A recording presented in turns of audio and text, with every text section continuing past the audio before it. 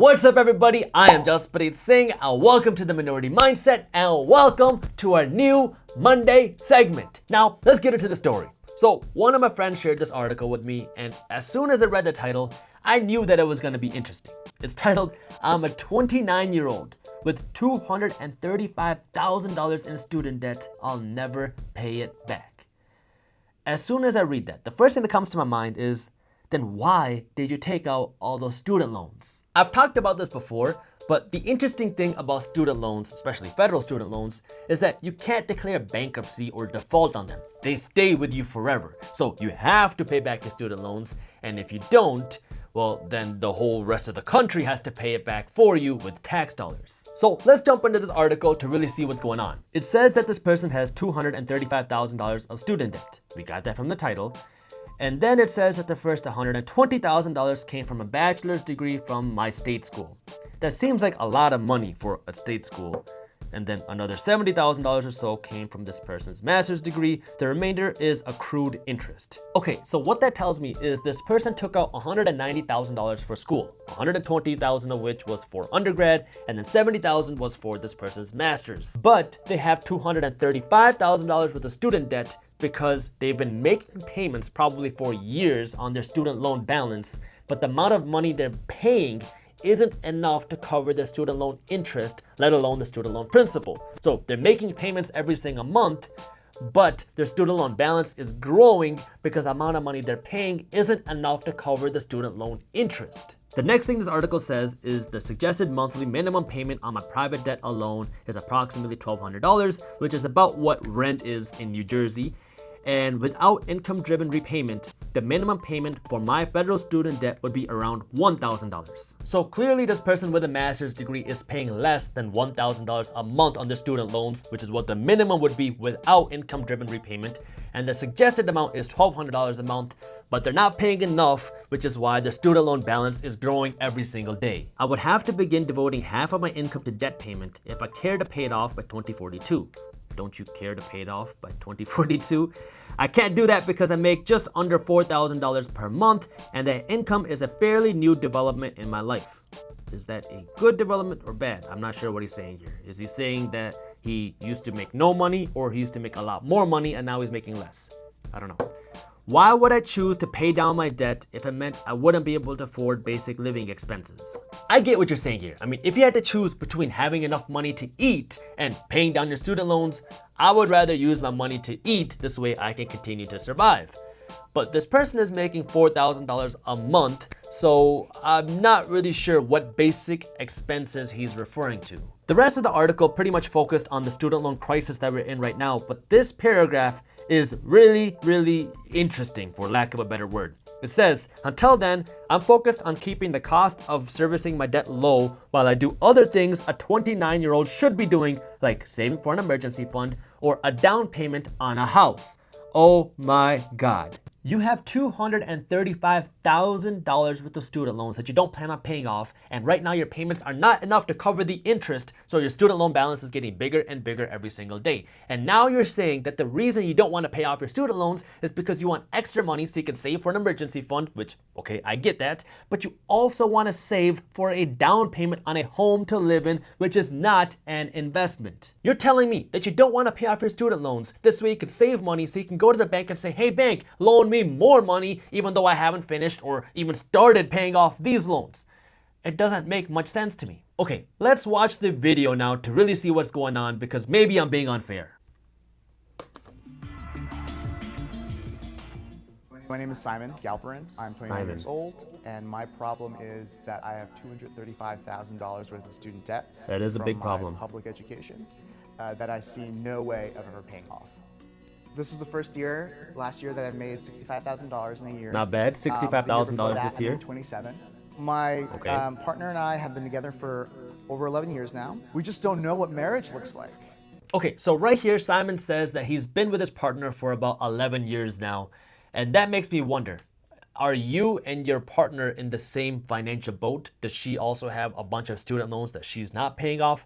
I'm really interested to know how that dynamic is working. We just don't know what marriage looks like with student debt. You haven't been married either. I don't want to be focused on paying off my debt. I want to be focused on building a life for myself. You don't want to be focused on paying off debt. You want to be focused on living your life. So how about you earn more money or spend less money? This way you have extra money to pay down your debt. This way you can live the rest of your life debt-free. I know that I'm facing some sort of decision in the next couple of years. Yeah. We want to buy a house. Again with the house thing. We want to get married. So I need to get informed. You want to buy a house, you want to get married, and you don't want to pay down your student loans. If you want to get informed, you need to get financially informed so you understand how to earn more, how to spend less, and how to invest your money. This way, you can pay down those student loans very quickly. Let's see what happens next. All right, I am so curious to hear about your financial situation. How much have you paid off for your student loans? A negligible amount. Okay, so right now, are you paying the minimum payment each month? Yes, I pay $35 a month. How does that make you feel? $35 a month. $35 a My month? goal is to pay $35 a month until I die. Oh my God.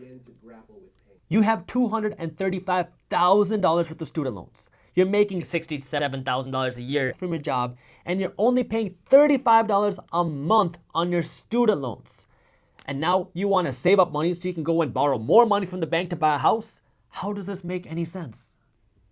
If I began to think about what does it look like to pay down $235,000 in debt, knowing what that looked like for my parents when they bought their house 30 years ago, What? I need to make decisions about my life right now. So to me, that means building a life for myself that doesn't focus on paying down my debt. What? Okay, so now I'm really confused. You don't like the idea of debt because of what your parents went through with their mortgage for 30 years. And yet you still went out and took out almost $200,000 worth of student loans to get a degree, and now you're making $67,000 a year, and you're only making $35 a month of payments towards your student loans, and now you still want to go out and buy a home with debt so you can do exactly what your parents did, but now with an additional $235,000 worth of student loans on top of that? Wait, I am so confused as to what you're looking to do now. Yeah, like that. You could pay an extra $100 a month, and you could cut that loan term down to 25 years. You could pay more and cut that loan term down to 16 years. Suddenly it becomes very manageable. Yeah. And that's just paying a little bit more. Now, how do you do that? Obviously, there's 2 or 3 ways. I call it CEO. Cut costs, earn more. Earn We can more. talk about that. You've already Okay. gone up $30K in a year, which is amazing. And then optimize your spend. So there are certain areas that you are probably spending on right now that you could shave off $100 a month. That's pretty reasonable when you make $67,000 I a believe year. that if I chase an income, I'm not gonna live a life that I think is worth living for me. I am really oriented on mission and making sure that my work has a positive impact. I'm not interested in seeking more income Okay. for the sake of seeking more income. And I am taking back my power. What power? And I will not participate in that system. And maybe what that looks You're like already is in the my system. parents passing, and I do not want that to happen. It is a cost that I will bear. What? That we immigrated from the Soviet Union, and my parents bought a home, and they lived their whole lives for their son. And then at the end of the day, he has to sell that house to a bank because he was intended to fulfill this dream. You don't have to that they sell your had house for to the him. bank. I'm fulfilling the dream. My goal is not paying off debt to some company whose CEO can buy himself a private golf course. My goal is to change the world, leave it better than I found it. Chasing income is not the way to do that. Simon, you only have 3 ways that you can. All right. Okay, I think I get the gist of it. So this person doesn't want to chase an income, yet they're still going to work every single day to make their $67,000 a year, and they don't want to make payments to their banker so their banker can't afford to buy a private golf course, even though when you sign the paperwork to take out a loan, it says that you have to pay this interest to the bank. That's what you have to pay to borrow money. I'm not a big fan of banks. I think if you watch our channel, you know that. But if you borrow money, you have to pay interest on the money. And he keeps talking about how he's so upset about what his parents had to go through by buying a home.